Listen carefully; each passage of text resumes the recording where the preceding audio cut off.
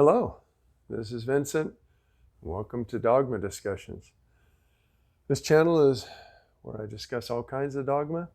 Started out with religious dogma and it's moved into wokeism and all kinds of dogma. This time I have one a little different. It's called Let's Go Brandon. You may or may not know what that means. I will get into it as we move along. If you like the video, please like it, subscribe to the channel, share the video with others. So the way it works is I tell a story, and if you have any comments, please leave those. I'll get to them. All right, here we go. At the end of a feel-good Christmas call about the NORAD Santa tracker, a parent said to President Biden and the First Lady, "Let's go, Brandon." While frustration flashed across the First Lady's face, the President responded, "Let's go, Brandon. I agree." For those of you who may not know, "Let's go, Brandon" is code for F. Joe Biden. When watching the clip, I had to wonder, was the president really just playing it off as nothing, or did he not understand the comment's derogatory nature? In his recent Middle East trip, after his speech, the president appears to shake hands with no one. Some say that he was not confused, he was gesturing to the audience. This happened again at the North Carolina Agricultural and Technical University, at around the same time as the Middle East trip. To me, it certainly looks like he's reaching out for a handshake. Thumb is raised, hand flat and level, turned to the side. And I ask, should we be concerned? After President Reagan's last term, there was widespread speculation that he had developed Alzheimer's and had not been running the government during the past few years. When President Trump commented about injecting cleaner in order to fight coronavirus, some wondered about his mental state. And shouldn't we be concerned in these situations? Well, you might say that the president doesn't run everything, that there are aides in a cabinet for that. Really? If that's true, it doesn't make me feel better. Whether one agreed with their policies or not, it was nice to have a youngish, physically and mentally strong president during the Clinton, Bush II, and Obama years. The question now is, who is in charge? And is that person trustworthy? When President Reagan was shot in 1981, Secretary of State Al Haig held a press conference in which he stated that he was in charge while the president was in surgery. Remember the Constitution? Isn't the VP in charge? Well, he was in Texas, so I guess it was considered better that someone with authority be at the White House. But still, the Secretary of State? According to the Constitution, it should be the Speaker of the House if the VP is not available. Thus, Haig's comment made some people question the stability of the Constitution. Many questioned President Trump's mental faculties, considering some of his comments, but Pence's steadiness, like or hate his policies, did offer some comfort.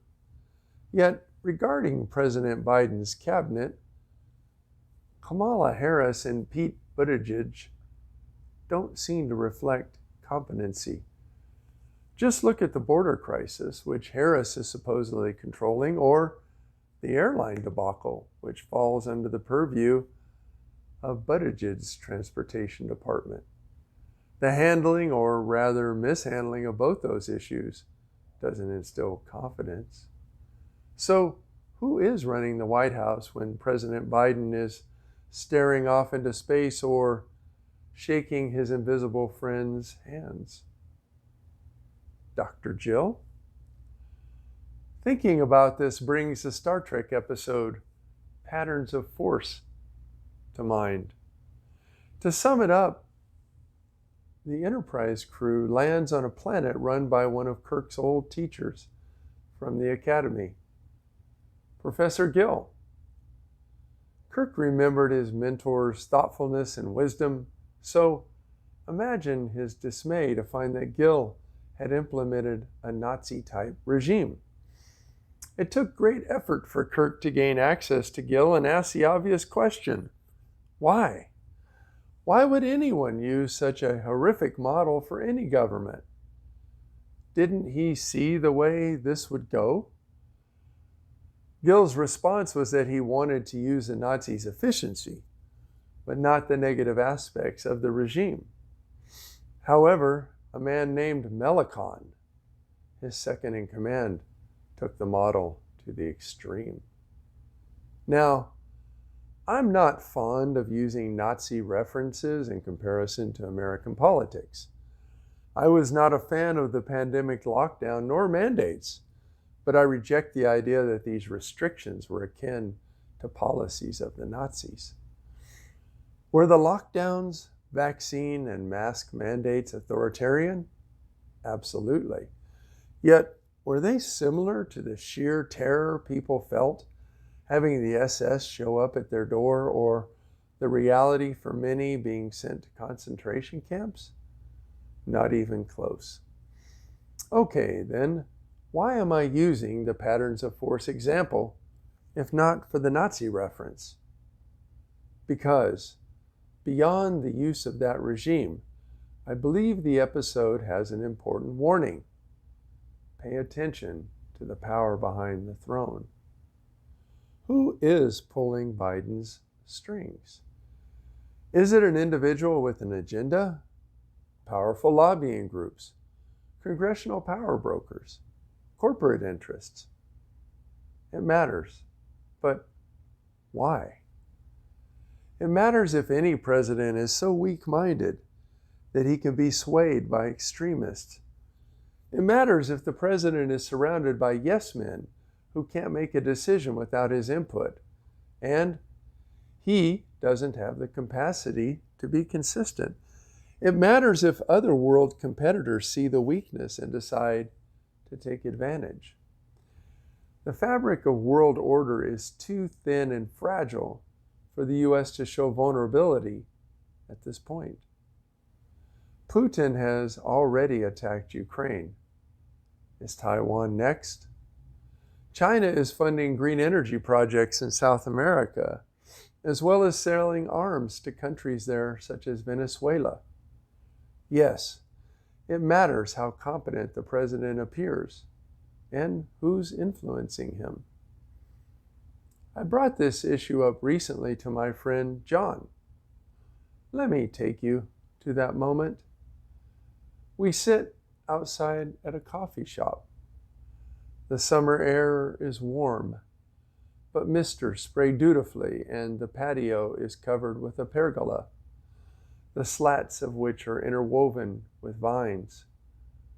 Trees surround the area, and a light breeze ushers through, all working together to lower the temperature to a pleasant level. We face each other, but tensely, the conversation having heated up over Biden's competency. I don't know, Vincent, John says, his biceps bulging even more than usual because his arms are crossed. I'm sure there are plenty of people in the White House who can handle things. I'm not worried about it. Well, I ask, don't you think we should worry about it a little? Would you rather have Trump in there? He asked sarcastically. This is something that often happens in political disagreements. The binary argument, as if there are only two choices. John, I didn't like Trump either, but that's not the issue. Besides, I didn't vote for either one of them. Oh, he sneers, you just threw your vote away then. No, I expressed my conviction. If we just keep voting for one of the two choices, the two parties which currently dominate our political system will never feel inspired to change. But if they see that third parties are gaining votes, it will make them stand up and listen. It'll never happen, Vincent. You've got two choices. Live with it. I found his cynicism dismaying, but a fairly typical American political opinion. Vote the party, not the person. So we vote in an incompetent person because we like his party better than that of the other incompetent person. That seems like Sophie's choice to me. But say I voted for Biden out of personal conviction because I wanted his green energy infrastructure package. Well, he let the far left tack so many things onto it that it predictably failed. If the president would have been lucid, would he have stood for this? Did his Melicon approve it and make an end run around old Joe? It seems like the centrist Biden that Congress knew wasn't even present during those discussions. Yet the president is needed to push legislation through. Was Biden not cognizant enough to do that? Did he contact people but currently has such a lack of gravitas and authority that congressional members just blew him off? People respond to strength, not kindness or dotery. Obama was able to push Obamacare through because of his mental strength, resiliency, charm, and charisma. Like him or not, he had presence. So did Trump. He had a following and he knew how to command a room. Those things matter when you're in charge. Did Putin delay his Ukrainian plans because he was unsure about crossing Trump? Who knows? But presence matters. Persona matters. Appearing competent matters. Yet, here we are. Recently, in response to a question about high fuel prices, one of Biden's advisors said that this is about the future of the liberal world order.